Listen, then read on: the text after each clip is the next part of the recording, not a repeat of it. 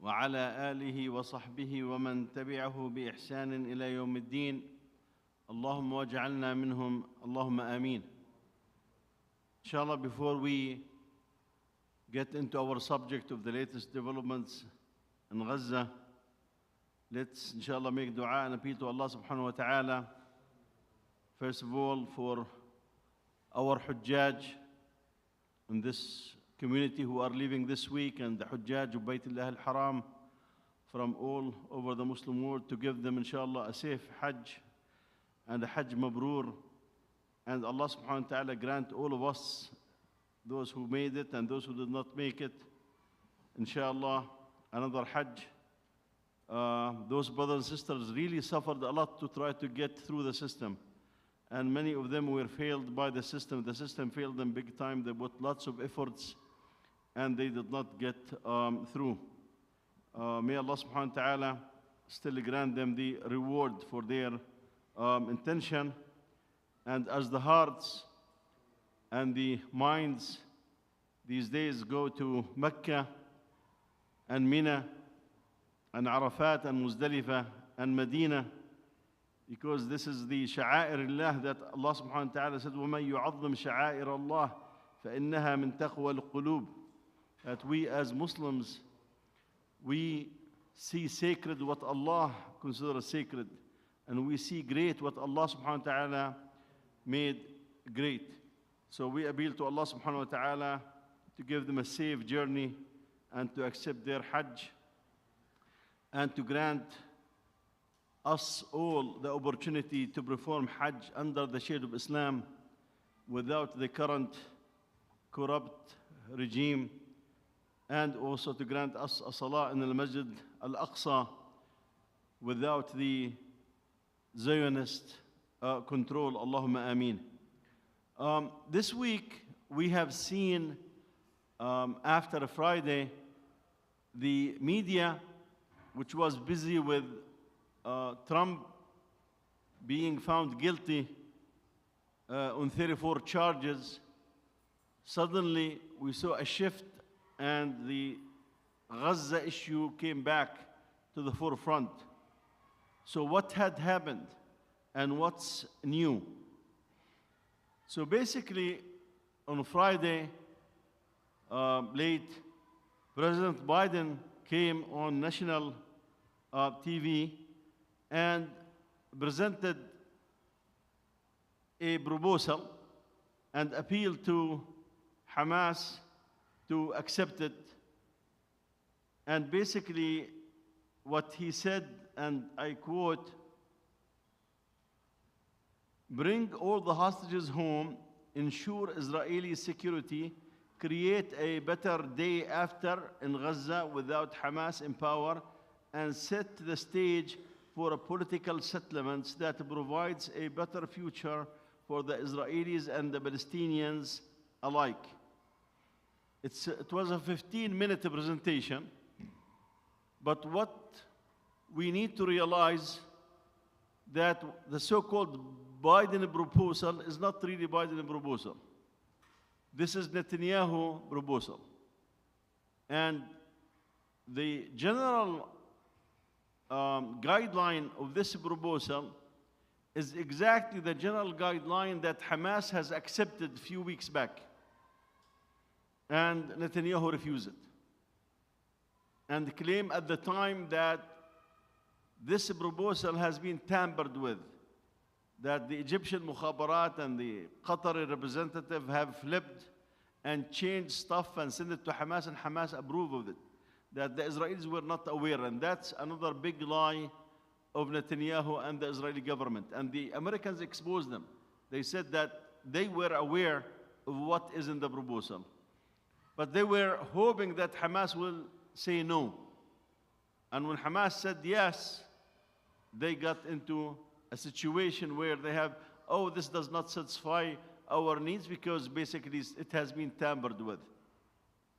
And this is the Quran have really talked about the Bani Israel, their methodology when it comes to agreements and contracts. Whenever they make a contract, some of them will break it.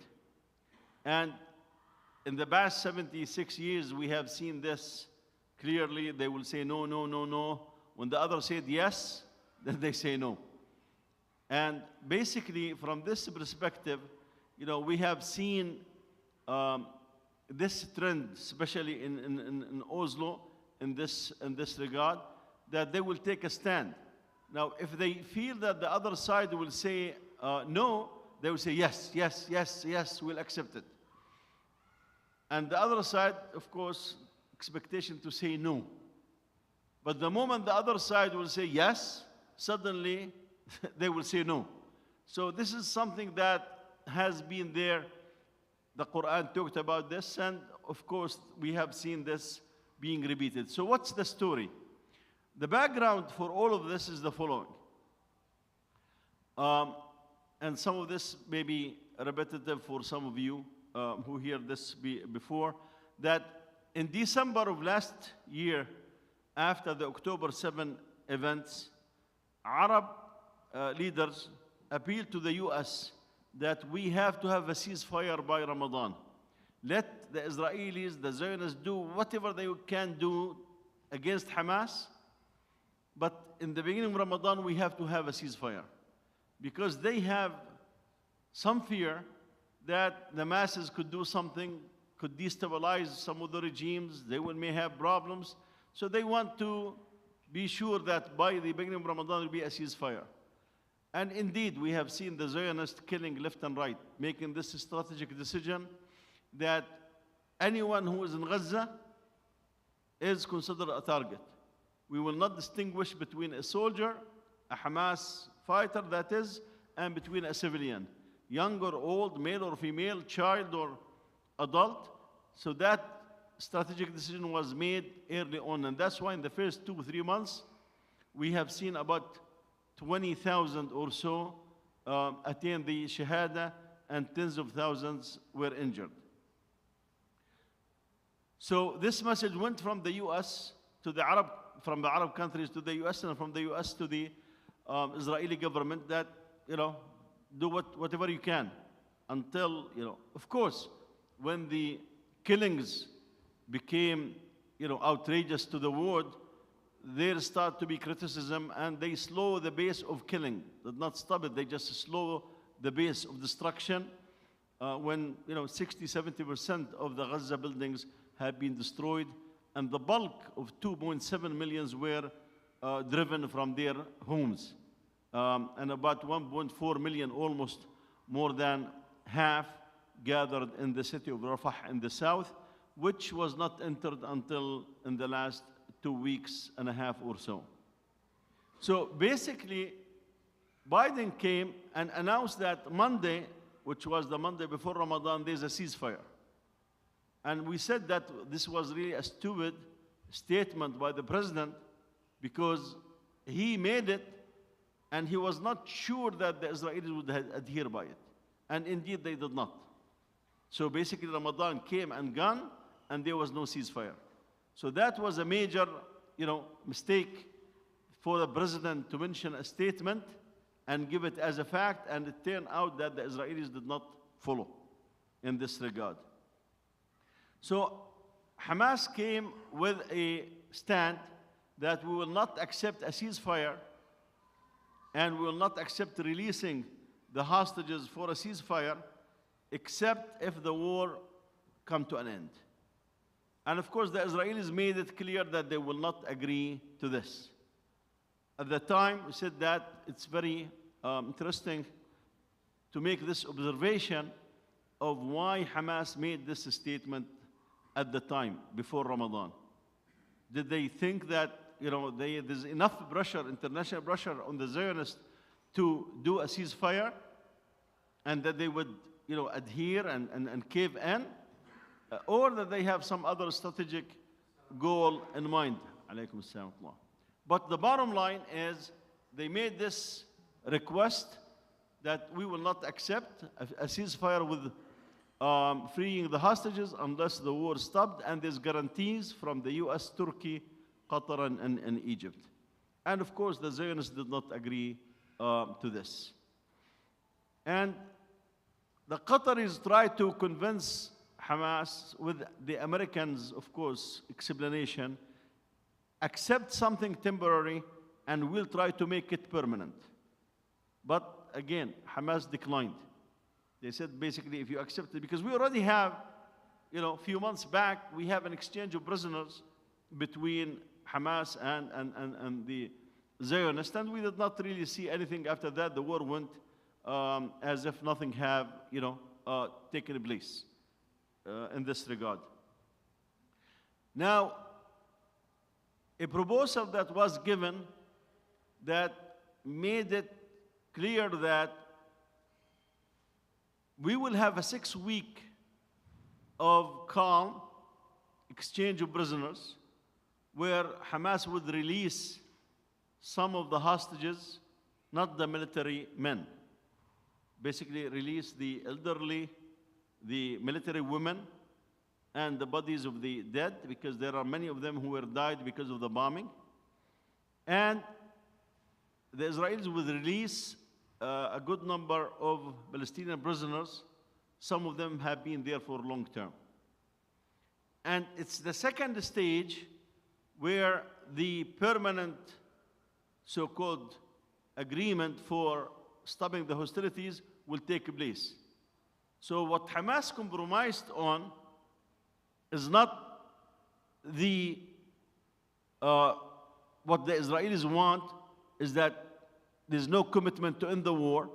What Hamas compromised on is, in the first stage, the Israelis do not need to come clearly and says we will accept a cessation of hostilities. We'll stop the war. This was left to the second stage, but this is an item in the proposal. And it was a surprise, of course, for the Israelis that Hamas accepted it. And as I said earlier, when Hamas said yes, they said no. You see, when Hamas said yes, they said no. And of course, they have to come up with an excuse. So they said basically, look, what we agreed in the negotiation was a proposal that did not include some of these points. And they said that the Arab mediators, it's unfortunate, of course, that Egypt and Qatar they go in between the Palestinians and the Zionists. Unfortunately, your brothers in Qatar and in Egypt and in Jordan and Saudi and in the Morocco, who are supposed to be on the side of Al-Aqsa, on the side of Palestine, on the side of the justice, on the side of this, they end up being, go in between. Some of them go in between. Some of them are clearly conspiring with the Zionists against Hamas. Those who are conspiring with the Zionists against Hamas are the King of Jordan,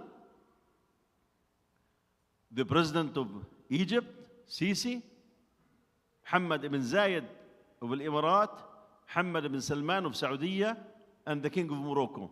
Those 5 shayateen in the Arab world are conspiring with the Zionists against Hamas. Qatar and Turkey are trying to take a stand supporting Gaza and supporting Hamas in this regard, because historically the Israelis and the Americans have encouraged Qatar to put money and give money to Gaza in the past 20 years or so.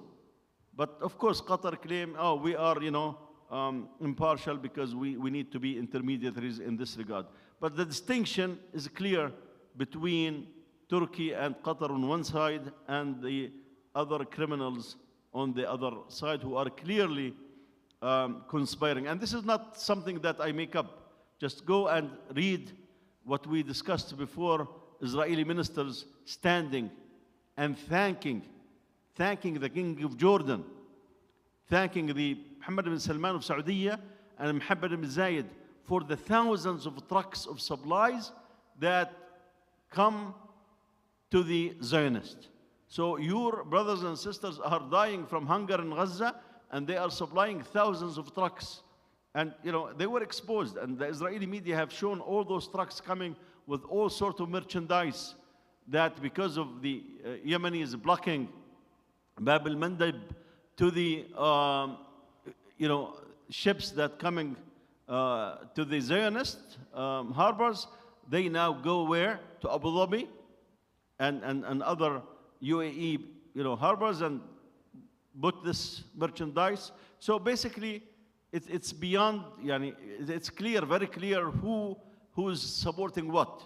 And when it comes to Gaza, we find the Jordanian army and others, Egypt and some other countries, throwing some supplies from the skies with those, and everybody's calling this a photo opportunity because really it does not do much. So we are beyond this point that those are conspiring, no doubt, against Hamas and working closely with the Israelis on the next step. Now, when we get to the point after Hamas accepted and the Israelis rejected, there was this feeling that this thing is going nowhere and you do not expect anything to happen. This was the message in the media given by both sides and even the US.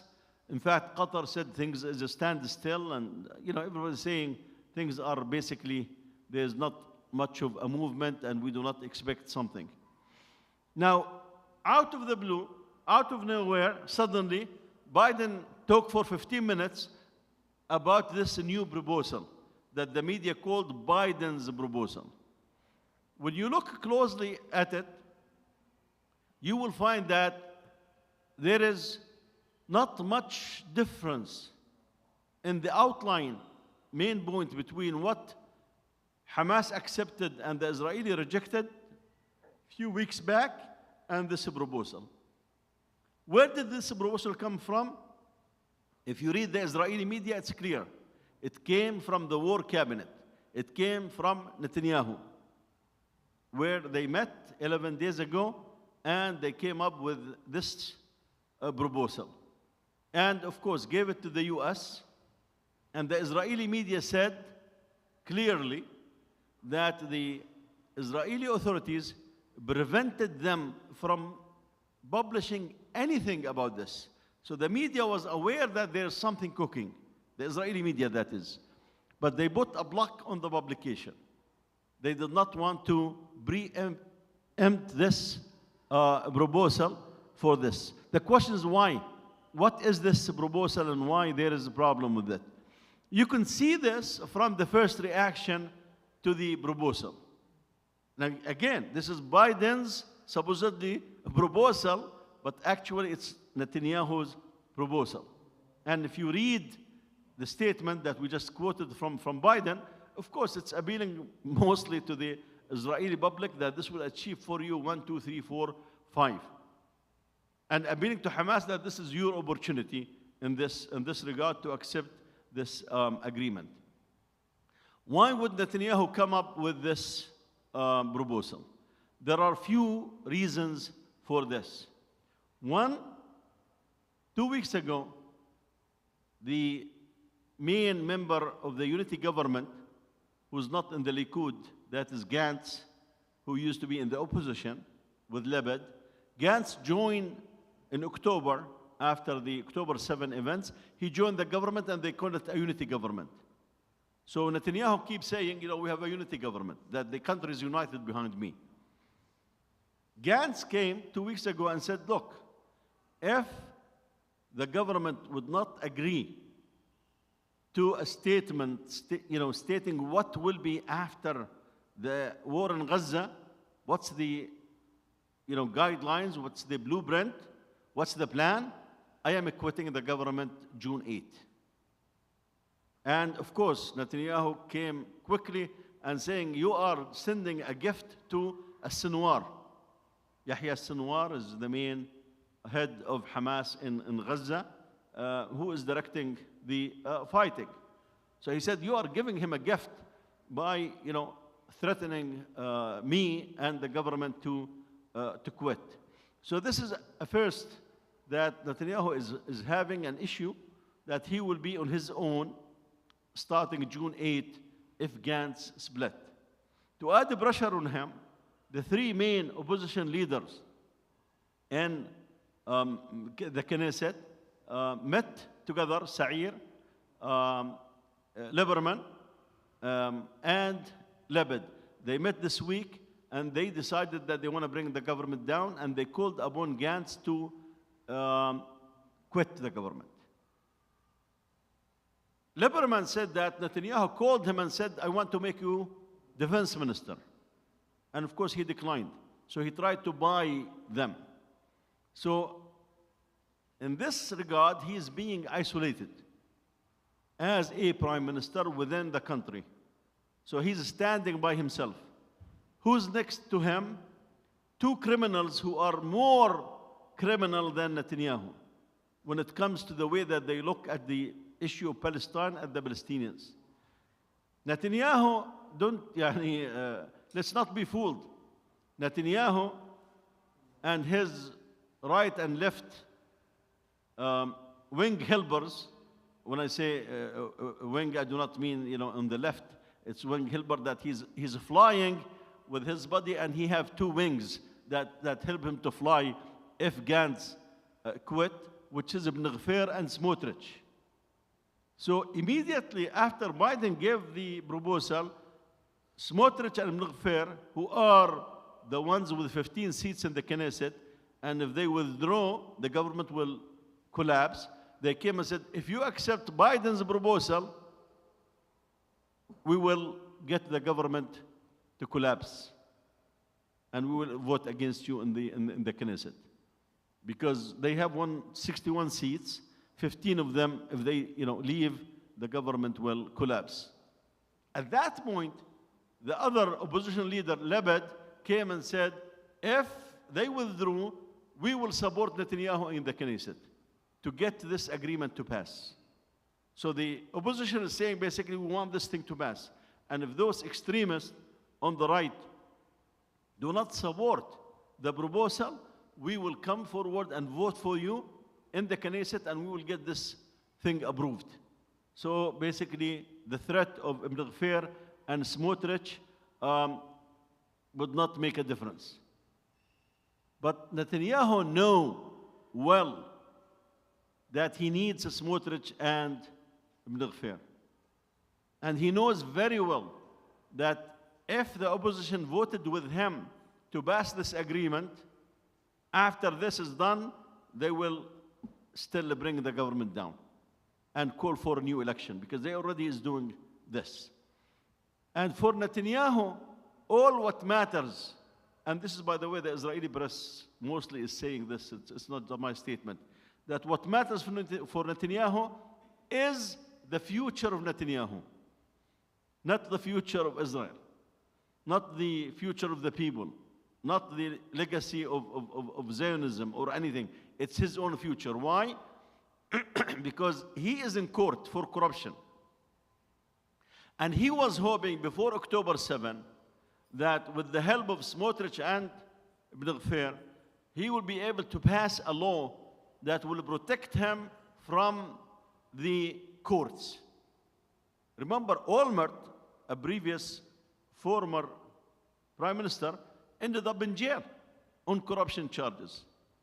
So for Netanyahu, who until recently in the last 2 years was considered the person who is protecting Israel, who is really the person who have been the security man who is protecting the country, he's care about the safety of the country, he can stand against anyone for the sake of the country and all of this jazz. Suddenly, he became the worst name in the Israeli society after October 7, when they laid the responsibility on him. So his position, it's not the question of only his political future as a prime minister and as a leader of Likud, because he was challenged by Sa'ir, and Sa'ir, in fact, ended up leaving Likud. In this regard, Netanyahu cares about his own future, because he might end up in jail. And if the Ibn Gfir and Smotrich abandon him, he knows he's in trouble. So this put him in a corner. In one side, he would need something. I will explain later why he would need also this something and to gain some time in this regard. A third aspect of his trouble inside the country is the law on the Haredim, those ultra-Orthodox Jews who do not serve in the army. So those people basically, they eat, drink, and procreate. Each one has 10 and 12 and 13, and one of them came and said he have 19 children and 200 grandchildren. Those people spend all their time studying the Talmud. They do not work. They do not get into the army. They do not serve. They just leave their home in the morning, go to the institute and keep studying the Talmud, go in the evening, have a relationship with their wives, and keep producing kids. That's their job. And they said that God gave victory to Israel not through the army and the efforts of the army. No, it's through our efforts when we study the Talmud that God gave us victory. And you can see, of course, the different perspective on things. And clashes in the streets, you have seen some of them, where basically those ultra-Orthodox saying we would rather die rather than serve in the army. We would leave the country if we are forced to serve in the army. They had this guy who came and said, looked to be a rabbi in his 70, he said, I have 19 children and 200 grandchildren, and I do not want any of them to serve in the army. They said, don't you care about, the security of the country? He said, yeah, I care, but I do not want any of them. I try to raise them, on the scripture and being, according to God's laws, but no, not to serve in the army. They have their own perspectives on many of these issues, even some of them. If you go to a place called Beit Shamsha, where, in fact, they raise the Palestinian flag because they are against this Zionist entity. Remember, after 1967 war, those major rabbis issue a fatwa, what we call a fatwa. They issue a fatwa saying it's forbidden for the Israeli Jewish or Jewish who come from outside to go on the Al-Aqsa Mosque because we are impure, najis. And there have to be some events to take place before we can go and enter, the Masjid Al-Aqsa compound. And this fatwa went for a long time.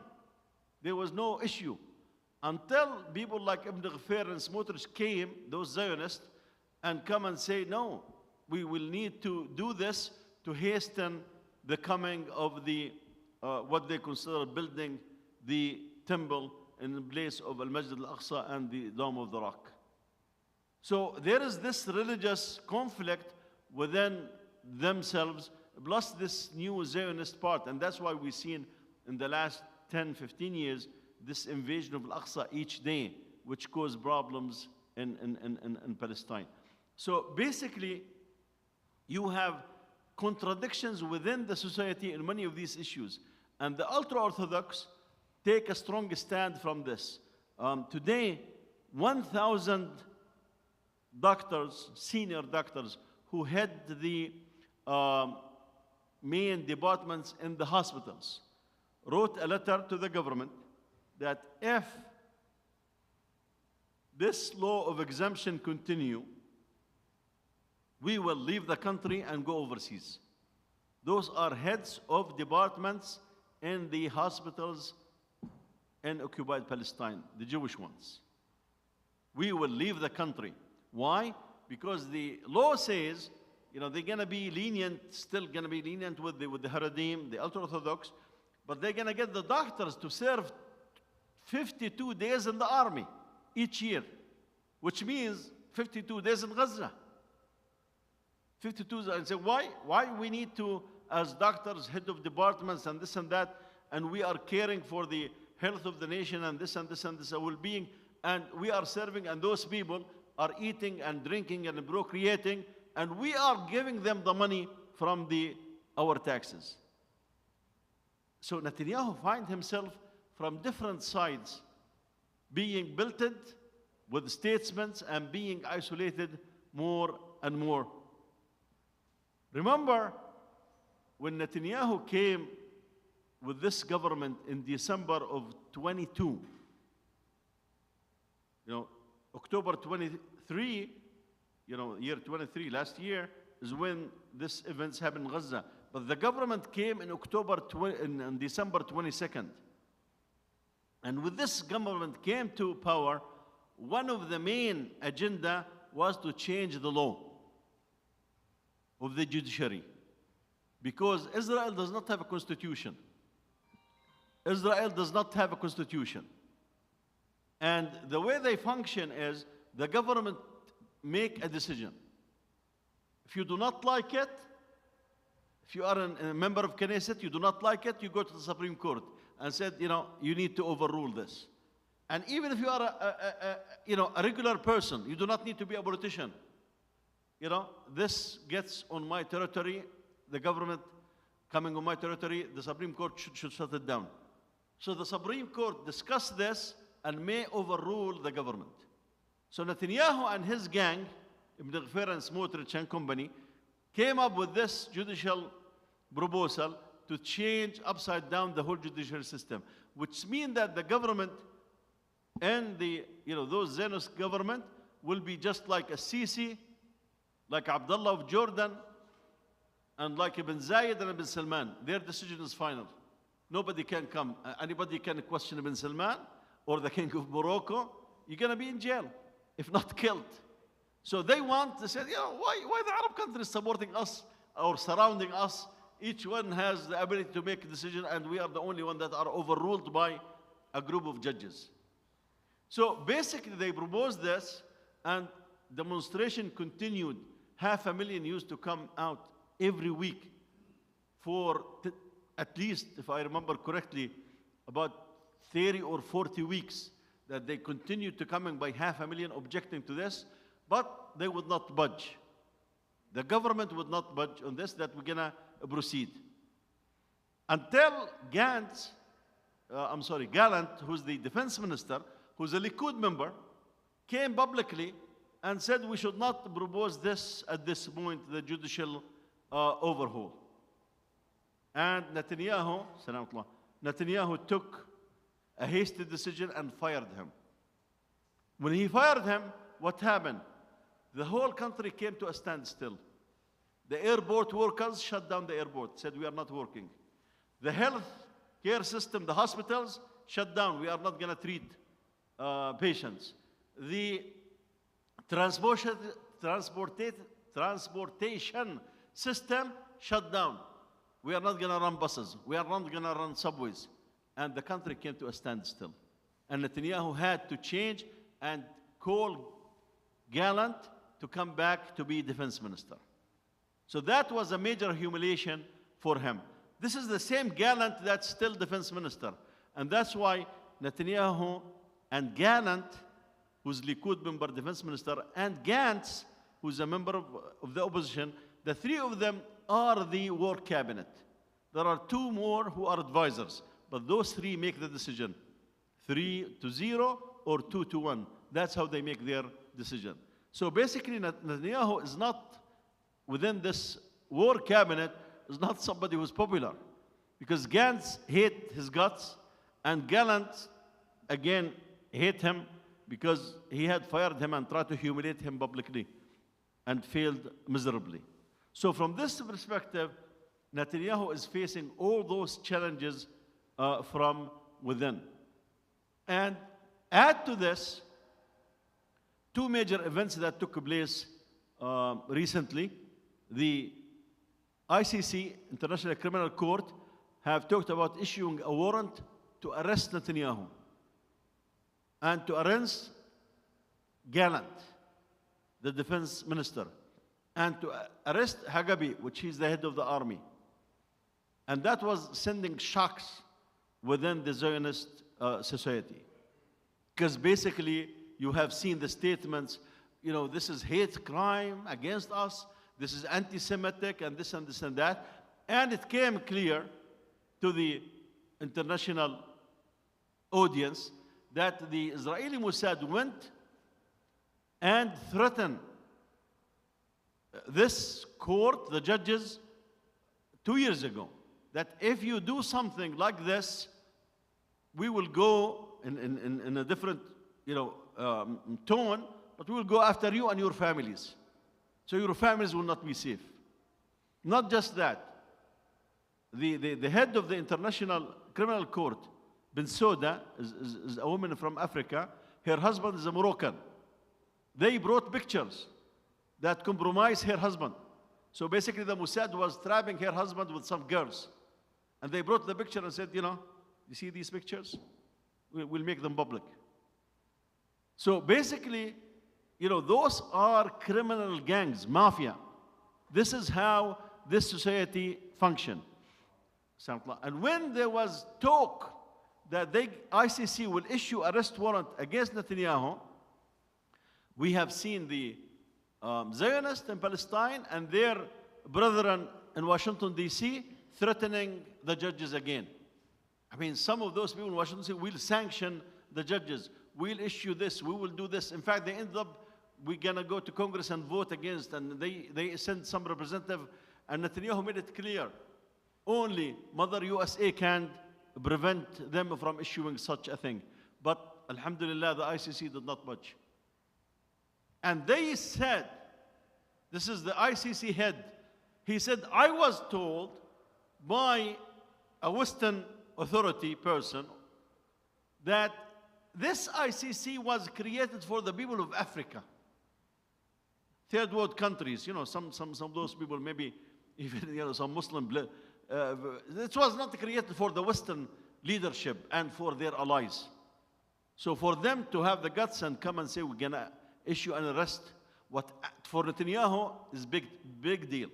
Added insult to injury is that when Germans were asked, spokesman, will you arrest Netanyahu? He said, sure.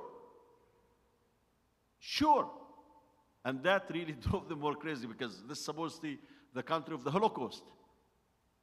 And of course, this was the spokesman of the German government, but when the German chancellor was asked the same question, he said, well, they still did not issue the arrest warrant.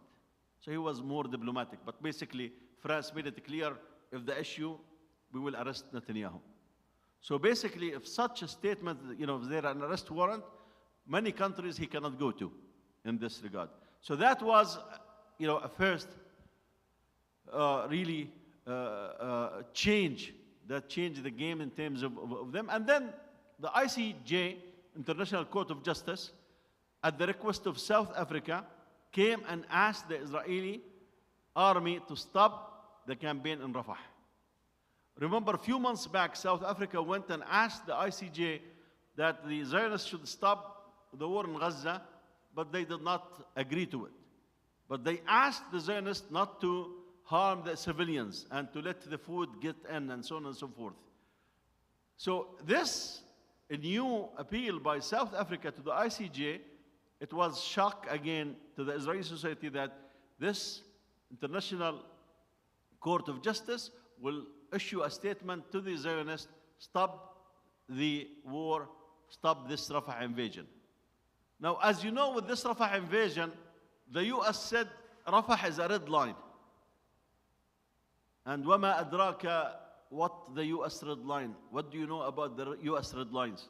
US red lines suddenly become pink and sometimes become green. It depends on the situation. Remember the red line that Obama put for Syria, that if Bashar al-Assad used chemical weapons, that's a red line. His history, he's gone. And we have seen Bashar al-Assad using chemical weapons, and then suddenly the red line became pink, and the US and Russia have agreed, ask Syria, give us your chemical weapons and you are okay. This again came with Rafah. where Biden said Rafah is a red line. We are not going to support Israel with this smart weapons, bombs, 2,500 pounds bombs. And we have seen a response. When the Israelis came, one of them was too clear, saying, if you don't give us those smart bombs, we'll use the other bombs. So instead of bombing a room, we will bomb a whole block and destroy a whole block to reach to that room. But again, it shocked them to the core that the US government, represented by its president, saying, we will put limitation on what weapons we will give to you. So these things did what? One word: isolate Israel. And all along in the last 76 years, what Israel promote itself to the whole world, we are the chosen people. And we are the victims of Palestinian and other terror. We are the most civilized. We are the democratic entity in this kind of world. We have the most moral army. We are this, we are that, and we are this, and we are that. And all of this, of course, collapsed and destroyed as a result of October 7. In fact, more and more is coming. If you read the Israeli media today, one guy issued a command to the tank to throw a shell at a home that have 13 Israeli hostages. But they will have some Hamas members. So basically, they killed the 13 hostages. This is what Haaretz is saying. It's a big headline. And they were this question: how many more Israelis were killed on October 7 that the Israeli government is blaming Hamas for? So you would see from this, again, that this image has been shattered. They are lying big time. And Netanyahu has been known as a liar all along. I mean, he is on record saying to the New York Times 20 years ago or so, saying, look, the Arab leaders, they care about what is being said in public. We can do whatever we want to do in private. So I just say in public. That's why in his book, if you read his book, he's talking about this peaceful world where the Israelis, the Jews, and the Arabs would live together in peace, and there would be two-state solution. Absolute baloney, nonsense. But whenever somebody will come to King of Jordan, why do you make an agreement with this criminal? No, look, he wants a Palestinian state. You ask this other big criminal in Morocco, why do you help and support this Zionist entity? Look, he wants a Palestinian state. Egypt, Ibn Zayed, Ibn Salman will give you the same answer. And all of it is absolute nonsense. Because Netanyahu, as I said, on the record, telling the New York Times, what the Arab leaders care about is what's being said in public. They do not care what we do in private. So basically, in public say, we want a Palestinian state. In private, he conspired with Ibn Gfir and Smotrich for the long-term objective, throw all the Palestinians in the West Bank to Jordan, and throw all the Palestinians in Gaza to Egypt. And let's have just this land of Palestine from the river to the sea to be pure for the Jews. That's their theory. Let's not fool ourselves. Netanyahu, Gfir, and Smotrich. This Zionist movement, the objective eventually is get rid of all the Palestinians, Christian and Muslims, and have it for themselves. So all these things combined have isolated them. And when it comes to Rafah, we have seen that even when they start fighting on the surroundings of Rafah, and they get to the border with Egypt, the US government said, still does not violate, our statement. Still does not violate our statement. The tanks got to the middle of Rafah, and they said, still, it does not violate our, what is it? Rafah, the whole Gaza is smaller than Raleigh. The whole Gaza. And Rafah is a small city in the south. So what, do you want, there's no place really to put so many tanks in Rafah unless you get rid of the people and the buildings in this regard. So again, the US government did not want to come clear and say, we are helpless in pressuring those, Zionists to do anything. Thousands of trucks are waiting with food and medicine to enter, and the Israeli government is blocking them. And this government, Biden came with this genius idea. We're going to have a temporary pier, basically having something that temporary harbor, where we're going to transfer the supplies to Gaza through the sea. And they said it's going to cost $150 million. It cost $320 million. $320 million. And this week, it failed miserably, and they took it to an Israeli harbor to fix it. Guess how many trucks enter Gaza through this with the $320 million? 93 trucks.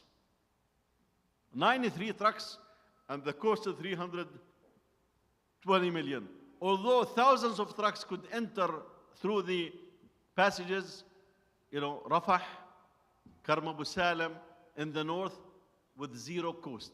They are ready just to enter, and the Zionists are blocking them. In fact, when they allow some to come through Karm Abu Salam, this is the Israeli press again. Listen to this. The Israeli army and police call the right-wing movement in Israel and said, trucks will be coming through this road, and they will come and block the trucks. So it's the army and the police calling the Israeli right-wingers and saying, come, the support for Gaza is going to go through this road, and they come and block it. So again, the US have shown really, although they should have the upper hand, they are the ones who are providing, everything. As Allah subhanahu wa ta'ala said, when it comes to those people, they only can survive with support from Allah or the people. They cannot stand on their own. We have seen it in more than one occasion, that the US is their main, power that sustain their presence and their existence in Palestine. If the US is to lift this cover, they are supporting them in the Security Council with votes, vetoes. They are supporting them with all sorts of weapons, all sorts of money, all sorts of diplomatic cover, supporting their crimes all along in this regard. Even as I said, when it comes to the ICC, Netanyahu said only the US can stop them. Only the US can stop them. So they know at the end of the day that they cannot do much without the US. Add to all of this came the university movement in the US. I mean, that really stunned the Zionists. Because those elite universities, as of 2 years ago, 7 of the 8 elite universities were run by Jewish presidents. 7 out of 8. I mean, those supposed to be their babies. And now they erupted against what they are doing in Gaza and against Zionism. And when Shafiq, president of Colombia, made the dangerous and stupid decision to bring the police, suddenly the whole university system in the country erupted against the Zionists and against Biden and his policy. That really sent a major shock again to that. So it's a shock after a shock after a shock. How many shocks can this Zionist entity in Palestine, which is an artificial, it's standing, I mean, don't misunderstand me, they have the strength, but they are standing on artificial legs that the US have bought, Britain has bought, at one point France have supported, Russia have supported, and Germany have supported. So without international cover, they cannot stand. And they know it well. They know it well. This colonial project that is going through the settlements policies to try to evict the people of Palestine out of it. So it's a colonial settler project. When colonialism was leaving the third world countries, they put this new colonial system in Palestine and kicked more than 650,000 Palestinians out of Palestine in 1948, all around the world. And those kuffar countries, at that point, they showed some sympathy for the people of Palestine, so let's establish the UNRWA to take care of the refugees. Guess what? 2 days ago, or I should say 4 days ago, the Israeli parliament made a vote to consider UNRWA a terrorist organization. This is a UN institution. And the Israelis have fought hard to try to eliminate and cancel this whole project. Because as long as the UNRWA was there, there is a Palestinian issue. And they do not want this to get to be there. They have to get rid of it. That's why they suspended their operation in the West Bank. They burned their offices in Jerusalem last week.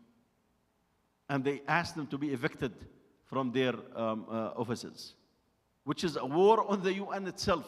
But again, because the US is pressuring them, UNRWA and UNICEF are the only two major institutions that are doing food distribution in Gaza and doing some, 11 clinics in Rafah.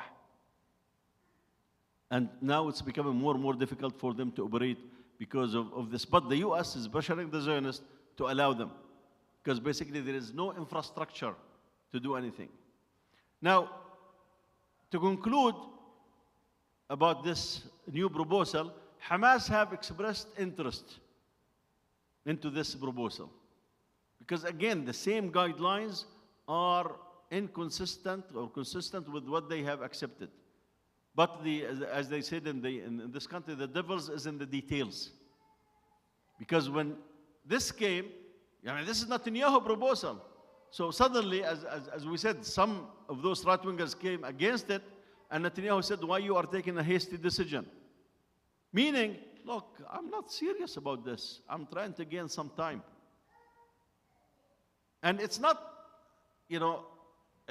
strange for somebody who's a big liar like Netanyahu to look for another big liar, former President Trump, and thinking that let's extend the war until the election and we have no problem because Trump will come and give us whatever we need.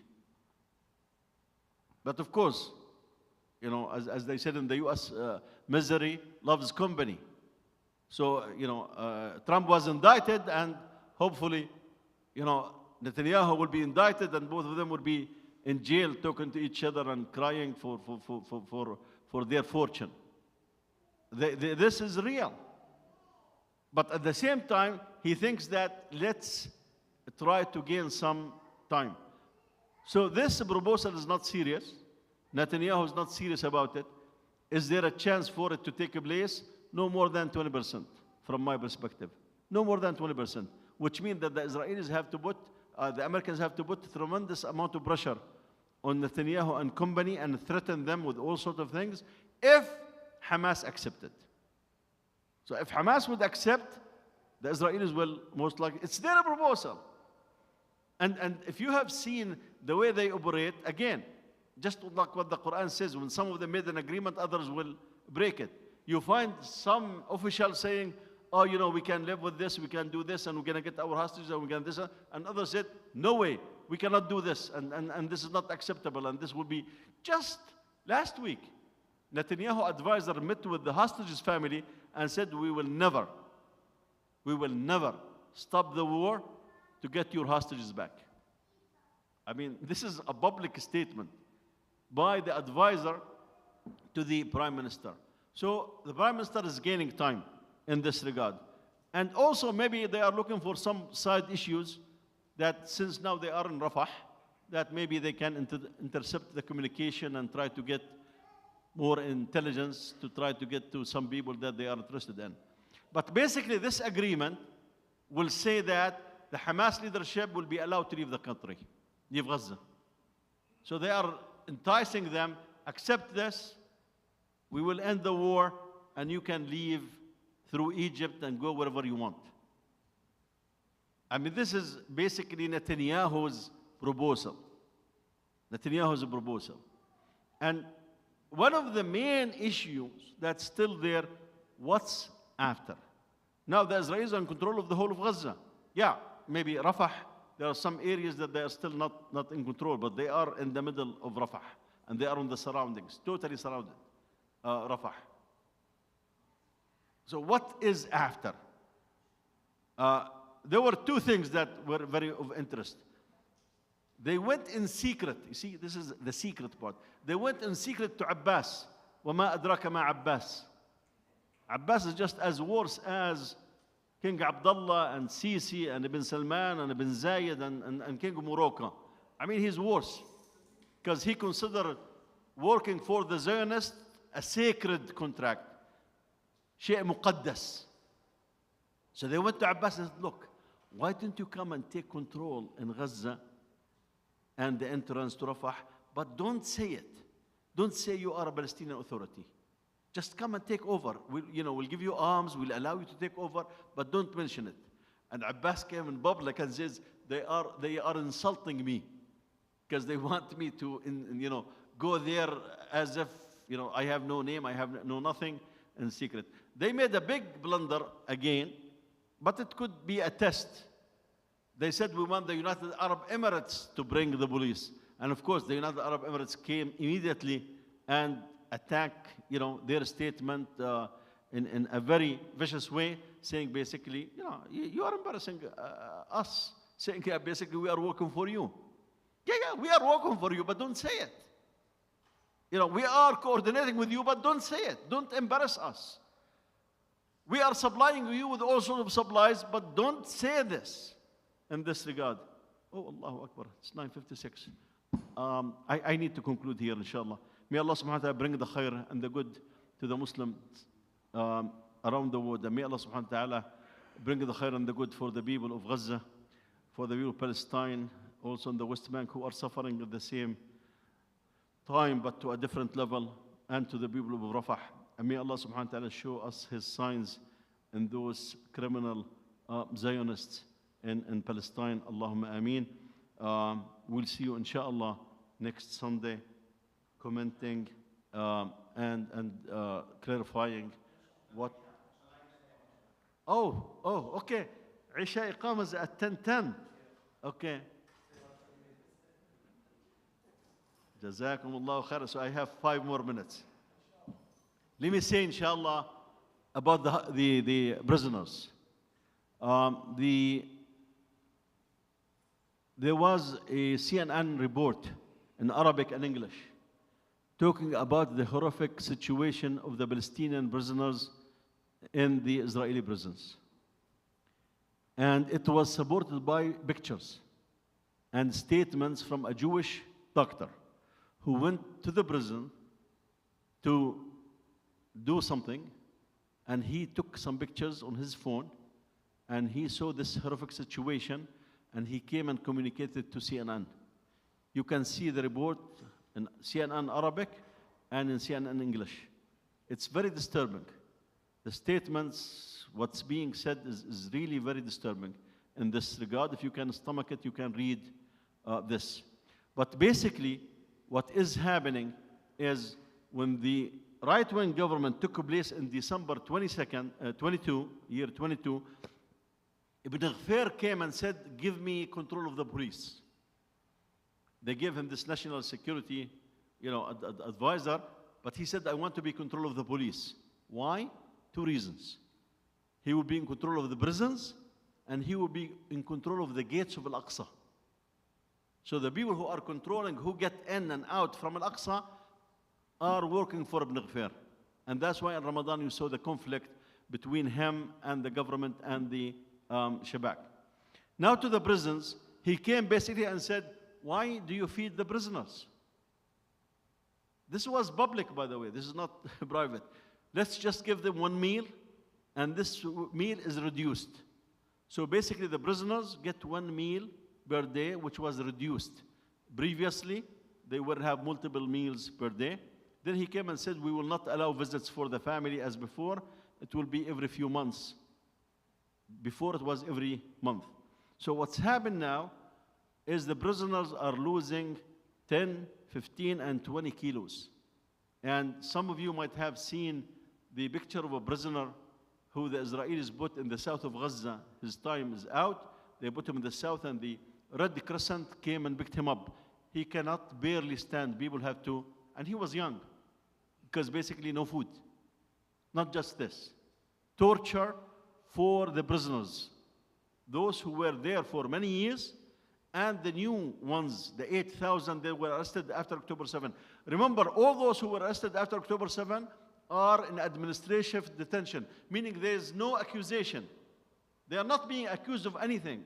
And this is a British law from the old days in Palestine, where you can take any person from the street, put him in jail for 3 months without any accusation, not even to go to the court.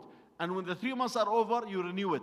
When the 3 months are over, you renew it. You know what? That's how Khadr Adnan, Sheikh Adnan, died in the prison, because he went on, a hunger strike because of this.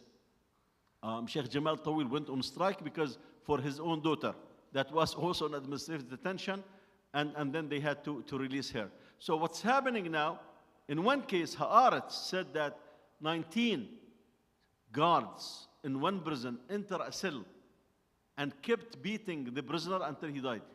And then issue a statement, the prison system said, we do not know what's the cause of his death.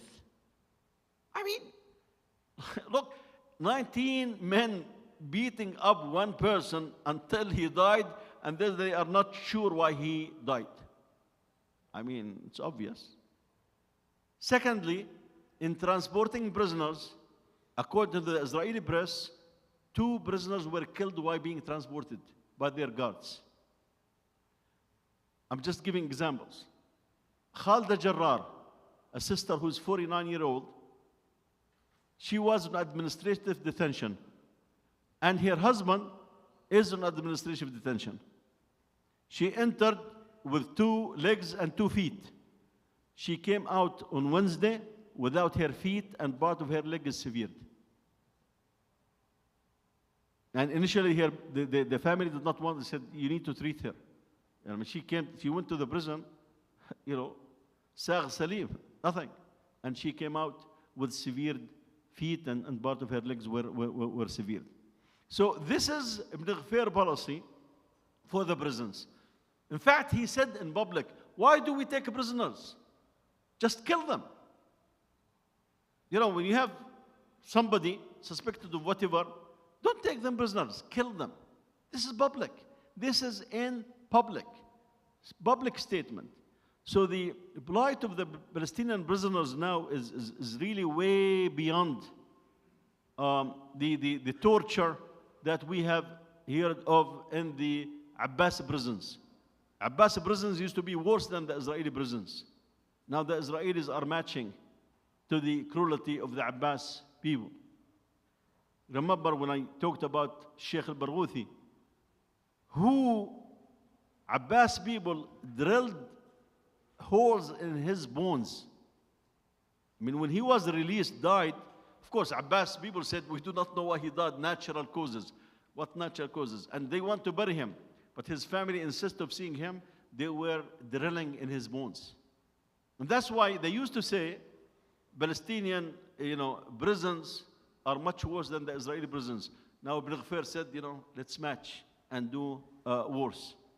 So basically the plight of the Palestinian prisoners is really getting worse. And that's why many of the families are hoping for some kind of an agreement that will get many of those Palestinian prisoners to be released. Not just that. We know that Palestinian Authority people went to the courts asking to look into the situation of Marwan al-Barghouthi, because Marwan al-Barghouthi is the main figure in Fatah. And basically he has been beaten. He has been in prison, for now maybe 17, 18 years or so. He has also been beaten. So basically those people, there's nothing new. They have been in prison for 10, 20, 30 years. Now they go there and they, beat them and damage part of their body, either their heads and this and that, and there's not much medical treatment. Again, this is Ibn Ghaffar who is in charge, and he made it clear that's what he is after, that having those people dead is his objective, while we are feeding them, while we are clothing them, while we are doing this and that for them. I have a time, inshallah, for one question and one comment before we make Salah al-Adhan, inshallah. Question or comment, inshallah? Khair. Let me, inshallah, conclude by saying, I know the situation look desperate for the people of Palestine, for the people of Gaza, for the people of Rafah, for the people of the West Bank, and we see what the settlers have done, what the brothers and sisters in prison have faced. But again, this is part of this struggle. This is not the war. This is a battle with the Zionists. And for 76 years, they had taken control. They have spread fear in the hearts of the Arab and the Muslim world that they cannot be beaten. They cannot be challenged in this regard. And October 7 have changed all of this. It just shows that they really were much, much weaker than what many people have received. So many of the things that were taken for granted have been shaken, and the entity have been isolated. They are facing tremendous challenges. إن تكونوا تألمون فإنهم يألمون كما تألمون. As the Quran says, if we are suffering because of our brothers and sisters there, they also are suffering. And same thing, suffering big time. Many of the people do not want to go to the army. So when I talk this, it's not to put us for sadness and that. No, we feel with those brothers and sisters. We make dua with them. We go try to make the picture of this Zionist entity as dark as possible. And whatever we can do in terms of money to supporting the university demonstration, that's a main thing. Whatever cause that we can do. But we have to have a surety in our hearts that the future is for Islam. And the future of Palestine is under the Muslims. This is what Allah and His Prophet promised. They are there temporary. They are their agents, beachhead for the kuffar of the West. We need to be clear on this. So yes, things are difficult, but our hope in Allah subhanahu wa ta'ala that Allah subhanahu wa ta'ala will help this ummah to change the situation. This is only one phase of this struggle. May Allah subhanahu wa ta'ala bring the khair and the goodness to the ummah of Muhammad sallallahu alaihi wasallam and bring hidayah to those who do not believe in this deen. Allahumma ameen. We'll see you next Sunday between Maghrib and Isha. Inshallah. Jazakumullahu khair. Wa barakallah.